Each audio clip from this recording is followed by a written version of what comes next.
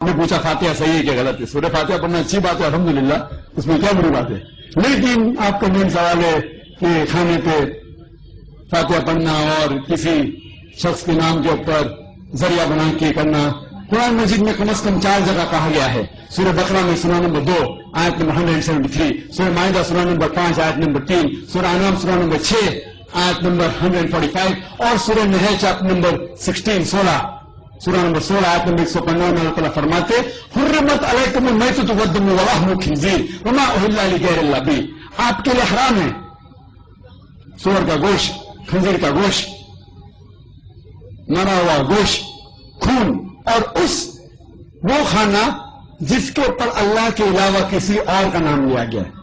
تو اگر آپ اللہ کے علاوہ کسی اور کا نام لیتے کھانے پہ، چاہے وہ محمد صلی اللہ علیہ وسلم کا بھی ہو، اگر آپ محمد صلی اللہ علیہ وسلم کا بھی نام لیتے کھانے پہ تو قرآن کی آیت کے حساب سے آپ کے لیے حرام ہے۔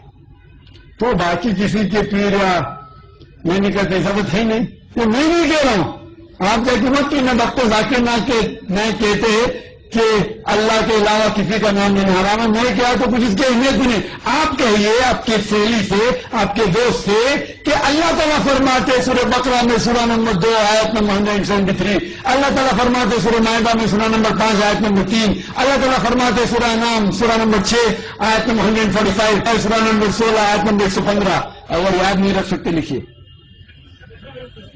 اللہ تعالیٰ فرماتے سورہ نحل، قرآن دکھائیے، اللہ تعالیٰ فرماتے وہ کھانا جس کے اوپر اللہ کے علاوہ کسی اور کا نام لیا گیا۔ تو اکثر جہالت کی وجہ سے کچھ ہمارے مسلمان بھائی بہن اس غلط فہمی کا شکار ہے، کیا یہ دین کے اندر یہ دین کا مسئلہ ہے؟ لیکن اس بات پہ میں اس جواب کو ختم کروں گا۔ شیخ ابن تیمیہ فرماتے ہیں، شیخ ابن تیمیہ جو الحمدللہ ثم الحمدللہ ایک بڑے عالم تھے الحمدللہ،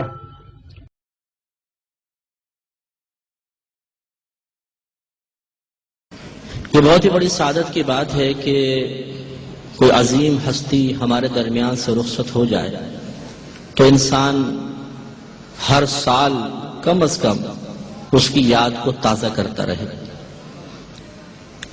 یہ ہر سال پروگرام رکھنے کا مطلب ہرگز یہ نہیں ہے کہ سال میں ایک دفعہ یاد کیا جاتا ہوگا، یقیناً کرتے ہوں گے، بڑے پیمانے پر ایک اچھے انداز سے ایصال ثواب کے لیے اہتمام بہت بڑی سعادت کی بات ہے۔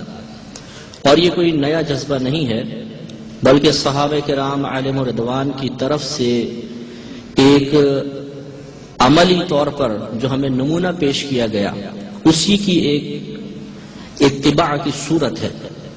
حضرت سعد رضی اللہ تعالیٰ عنہ نبی کریم صلی اللہ علیہ وسلم کی خدمت اقدس میں حاضر ہوئے اور عرض کیا صلی اللہ صلی اللہ علیہ وسلم میں کون سا ایسا عمل کروں کہ میری والدہ کے انتقال کے بعد انہیں اس کا نفع ملتا رہے؟ تو نبی کریم صلی اللہ علیہ وسلم نے ارشاد فرمایا پانی، یعنی تم پانی پلاؤ اور اس کا ثواب آپ کی والدہ کو پہنچے گا۔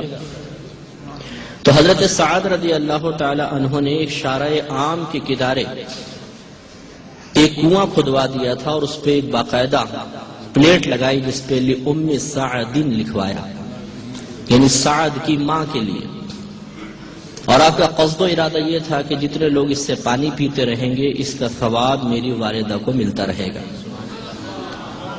تو اس سے معلوم ہوا کہ اپنی والدہ کے لیے ایصال ثواب کوئی نئی چیز نہیں ہے، بلکہ یہ اہتمام تو خود نبی کریم صلی اللہ علیہ وسلم کی اجازت سے صحابہ کرام کرتے رہے ہیں۔ ضمناً اس حدیث سے یہ بھی معلوم ہو گیا کہ ایصال ثواب کرنا بالکل جائز، نبی کریم صلی اللہ علیہ وسلم کی اجازت سے ہے، اس کا نفع باقاعدہ دنیا سے پردہ فرما جانے والوں کو ملتا ہے، اور اس ایصال ثواب کو کسی شخصیت کی طرف منسوب کر دینے سے کوئی ناجائز کام کا ارتکاب نہیں ہوتا، بالکل جائز ہے۔ بھائی مجھے یہ پوچھنا تھا کہ لوگ یہ کہتے ہیں کہ جیسے کہ نیاز ہم دلاتے ہیں کسی بھی چیز کی، جیسے کسی بزرگ کی مزار پہ، جیسے خواجہ صاحب ہیں، بڑے پیر صاحب ہیں، یا ہم اپنے کسی کی مرحوم کی نیاز دلاتے ہیں، فاتحہ دلاتے ہیں، تو لوگ کہتے ہیں، کچھ لوگ یہ کہتے ہیں کہ یہ چیز نہیں کرنی چاہیے، ہمارے قرآن میں نہیں لکھا کہ ہم نیاز دیں۔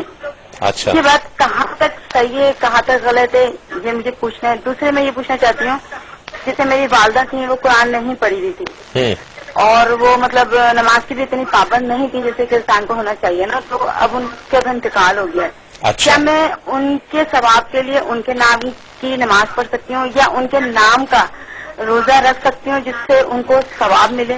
کن کن چیزوں سے ثواب پہنچ سکتا ہے مرحوم کو، اس کے بارے میں پوچھنا تھا. ٹھیک ہے آپ کو بتاتے ہیں. بہت شکریہ کال کرنے کا. جی مفتی صاحب، ایک تو نیاز کا، پہلے نیاز کی اور فاتحہ کی حقیقت کو سمجھ لیا جائے کہ کیا ہے. دیکھیں کچھ کنٹروورشل ہے ہمارے ہاں. جی ہاں، عام جو مسلمان مردہ ہے اس کے ایصال ثواب کے لیے جو کھانے پینے کا انتظام کیا جاتا ہے اس کو نیاز کہتے ہیں. اور اگر کسی عالم فقیہ یا کسی ولی کے ایصال ثواب کے لیے کھانے کا اہتمام کیا جائے تو اس کو ادباً فاتحہ کا نام دے دیتے ہیں. ٹھیک ہے. یا اس کو جو سپوزٹلی بعض لوگ لیتے ہیں کہ اس کو فاتحہ کہہ دیتے ہیں، اس کو نیاز کہہ دیتے ہیں. ٹھیک ہے. یہ ہوتا رہتا ہے، لیکن دونوں کی حقیقت یہ ہے کہ یہ ایصال ثواب ہے. ٹھیک ہے. اب اس میں بعض اوقات یہ اہتمام ہوتا ہے کہ کھانا سامنے رکھ کر قرآن وغیرہ پڑھا جاتا ہے. تو یہ اس کی دیکھیں ایصال ثواب تو ہم نے طویل اس پہ بحث کی تھی، قرآن سے حدیث سے ثابت ہے. سامنے جو کھانا رکھا جاتا ہے یہ نبی کریم صلی اللہ علیہ وسلم کے عمل کی نقل کی جاتی ہے. آپ نے جتنے بھی کھانے کے معجزات ظاہر فرمائے وہ آپ کتاب اٹھا کے پڑھ لیں، ہمیشہ کھانا سامنے رکھوایا. اس کے بعد صحابہ فرماتے ہیں نبی کریم صلی اللہ علیہ وسلم نے جو اللہ نے چاہا آپ نے پڑھا اور پھر فرمایا کھاؤ. وہ کھانا کھایا تو اس میں بہت برکت ہوئی، سینکڑوں لوگوں نے کھا لیا. تو اس برکت کے حصول کے لیے اس عمل نبی کو صلی اللہ علیہ وسلم کو اختیار کیا جاتا ہے کہ کھانا سامنے رکھ کر قرآن پڑھا جاتا ہے تاکہ جیسی برکت وہاں ہوئی اللہ تعالیٰ اس میں بھی برکت فرما دے. اس لیے اس کھانے کے لحاظ میں رکھتے ہیں گرنے نہ دیں، نیاز کا کھانا ہے. ٹھیک ہے. تو چونکہ یہ ایصال ثواب کی شکل ہے اور سامنے کھانا رکھ کر جو کچھ کھلایا جاتا ہے یا اس میں پڑھا جاتا ہے یہ نبی کریم کے عمل سے منقول ہوا تو اس میں ناجائز کوئی بھی چیز. اچھا، یہ اسی وجہ سے فاتحہ ہوئی یا نیاز اسی وجہ سے ہوئی؟ اس میں سورہ فاتحہ پڑھتے ہیں نا، اس لیے اس کو فاتحہ کہتے ہیں. نیاز اصل میں کہتے ہیں تحفے کو. ٹھیک ہے. جسے ہم کہتے ہیں نظر و نیاز پیش کر دی کسی بادشاہ کے دربار میں، تو یہ چونکہ ایصال ثواب کا تحفہ ہوتا ہے اس لیے اس کو ادباً نیاز بھی. تو اعتراض کس چیز پر ہے؟ اس پر پڑھنے کو یا مہمان میت میں آئے ہیں اس کو کھلانے کو؟ اس پہ اعتراض کی بنیادی وجہ ہے صرف غیر اللہ کی طرف اس کو منسوب کرنا.